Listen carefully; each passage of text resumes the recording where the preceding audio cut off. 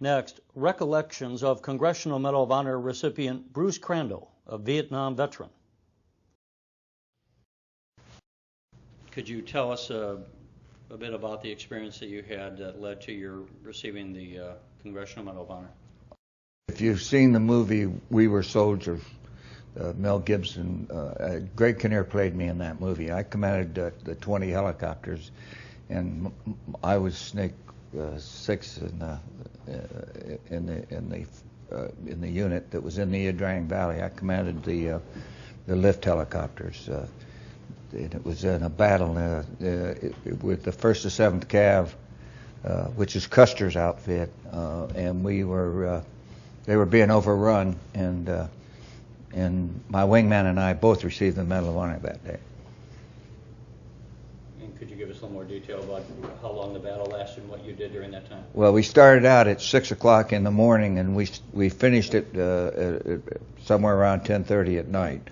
And we spent 14 and a half hours in the air going into the landing zone. In the first 4 lifts into that landing zone, we did not meet any enemy, and everything looked really good. But the 5th lift in, we hit several thousand troops who come off the hill to attack that battalion, and they shot up my first 8 aircraft going in. I was in the lead.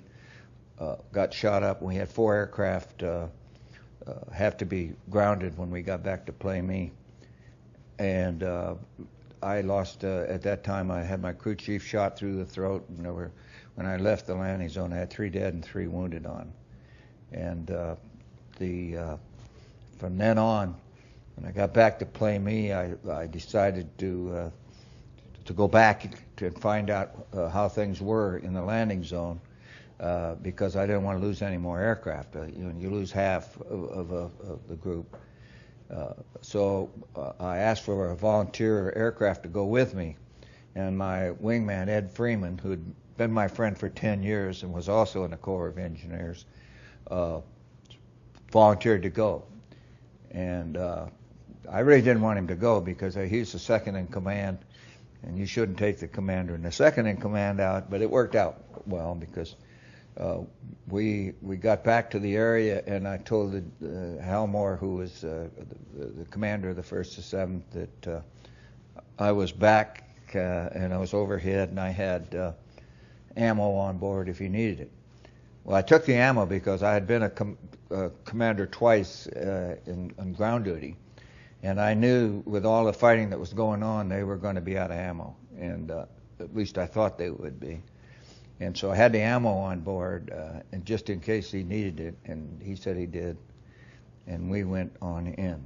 And that time I had to change aircraft myself again back at Play Me, and I arranged from then on for the ammo to be delivered to a fire base, which was 5 miles from the LZ X-ray, and that was where the artillery was firing from.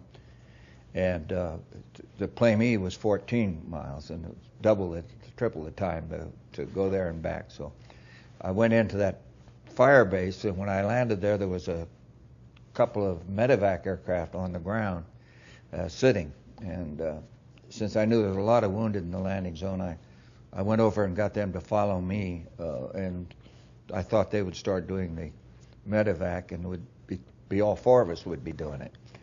And when I went in, I told them to follow me, come in at low level, land exactly where I did, and because that was probably the safest place in the LZ while you're on the ground. Well, to make a long story short, they didn't. They came in. The first one got on the ground. The second one received ground fire and aborted. They both aborted. And for the rest of the day, we carried in ammo, we carried out wounded, and we did that. We went in 22 times, and we went over the same piece of ground every time, and the enemy never set up. And to this day, I can't believe they didn't set up on our approach path, because all they had to do was move 50 yards to the open area we were coming across, and they'd have got us. No question they would have got us. So each time we came in, I expected them to be under us, and we had to go back out the same way, because we had the artillery firing from the northeast. We had the Air Force bombing from more or less the east. We had our gunships and the ARA, the aerial rocket artillery, coming in from the south, the east, and then I had that little area on the south to go in and out of. Now the west was Cambodia, and the enemy came out of Cambodia down to attack us, and that lasted until the last flight in at 10:30 at night. And some members of the Congressional Medal of Honor Association have said that they often reflect on those days. Does that often come back to you, those days?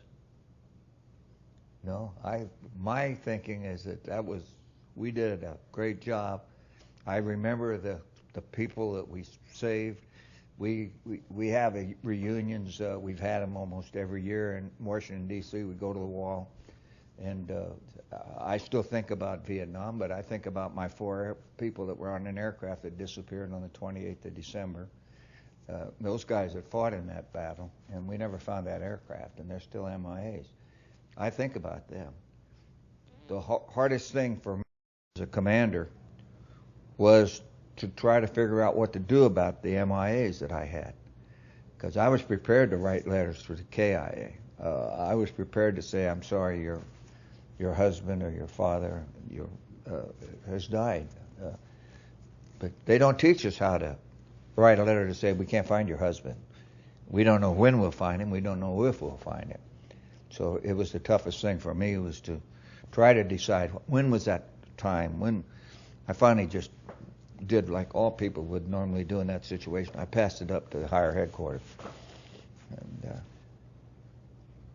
And the movie made by Mel Gibson of that battle, did you see it, and if so, how accurate was it? Oh, I was set for most of it. The one thing you have to do on movies is if they use your names, they're going to be pretty accurate. And they used our names. And the part that was the most interesting, we were on the set for a lot of it. My wife and I happened to be in our RV in Florida, and we live in Seattle, so we were coming back on the way home, and they started out in Fort Benning, and then they went to California. Well, we head to San Diego on our normal trip, so we ended up at Hunter Liggett with them. So we were actually on the set the most, but it was a good experience. And when they did a History versus Hollywood, they asked that question, and there were 8 of us that were being interviewed, and most of them said 75 to 80% accurate, 25% Hollywood. And I said I thought it was 75% accurate and 25% Hollywood and 25% Mel Gibson and Hal Moore. But I didn't mean that to be critical, because they were the key people in this. And I've told General Moore many times that if Custer had 3 of my helicopters, you had never heard of him either. And we had a great unit. I appreciate the guys that we fought with. They were our brothers, but I also appreciate the families that were behind, because our wives and sons and daughters all had to live with what we were doing, and that's tough on them. And the ones that lost their loved ones, I don't know how tough that is. I spent 5 months in the hospital after my second tour.